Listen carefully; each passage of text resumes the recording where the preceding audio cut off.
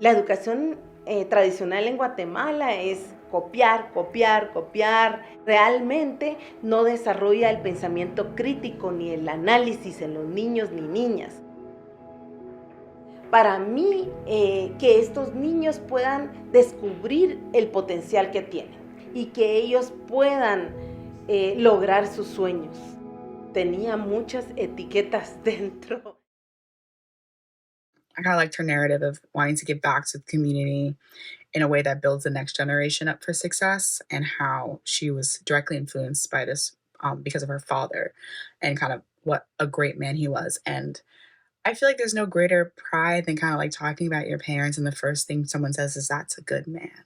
Like, you can tell that she has so much pride and so much love for her dad, especially with the situation that had happened in which he was kidnapped and she just never seen him again. Like, that had to be so hard to deal with. And instead of, kind of like festering inside and being super angry about it. She can be upset about it, but she knows that she needs to be able to still give back and still have a positive outlook on life and do what she can for her community in the same way that her dad did. And I thought that was absolutely beautiful. I really liked the interview formatting of it. I liked interviewing some of the parents and seeing how this has positively affected them and how much they're learning, not just for the kids' benefit, but it's also benefiting the parents. And I thought that was a very beautiful perspective to be told. And overall, I thought this was really great. I think it's a documentary that should be seen by more people. I think she deserves more resources for funding. I think she deserves more attention for this. And I think it's really beautiful. You can feel the care this woman has for these students in this piece, and her desire to assure that their learning is happening and is sufficient towards what they need for their future. This piece is presented in a documentary style where she serves as the main narrator and storyteller, letting us know these children's experiences. And this is intercut with images and B-roll, showcasing the things that she is referencing. The documentary as a whole focuses on the reasons why less than 60% reach high school in this region, and the language barriers that are a result of this discrepancy when it comes to the schooling system. And it also gives feedback on what can be done to change it. And you just felt the personal touch there, significantly because of the main figure in the documentary, who served as sort of the placeholder to let us know what's going on, her passion for it and her experience. And then also just seeing, the B-roll that was chosen was very it poignant in a way that it made you feel like you were experiencing it too.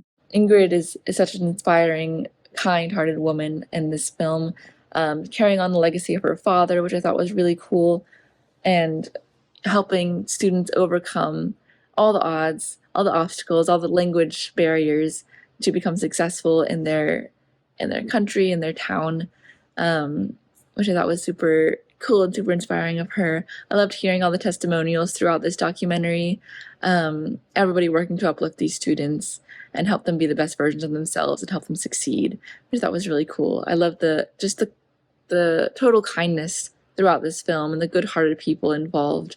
It was great hearing from them and hearing the success stories as well. Just hearing how even the Mayan parents just don't even feel human, like they're treated like humans just because they don't speak Spanish. I loved that in this film we see not only the students being uplifted, but the parents and the entire community too, by these people, just simply by giving these students the tools to succeed. They give their families and the community the tools to succeed, which I thought was really cool to see how such a seemingly small thing can make such a huge difference, and that's really shown in this film. I love the English title for the original title. It reflects nicely, and this film is so full of emotions, a lot of passion, people feeling proud of and motivated about their future. They have these lovely testimonials of how powerful education is always, and how incremental efforts can go such long way for every child, but even more for children in developing countries. It is inspiring. It is so grounding to see what little efforts or big efforts, the impacts. It was a great film. I really love how this documentary explores this community in Guatemala where the majority of the people still speaks the Mayan language, doesn't speak Spanish, so many of them don't get to even go to school, and there is this family, these people are trying to help their community, to build the community, try to get as many people as possible to be educated, to grow and get better. And so I basically saved this little paradise because there's also these beautiful establishing shots that reveal a fantastic community in Guatemala.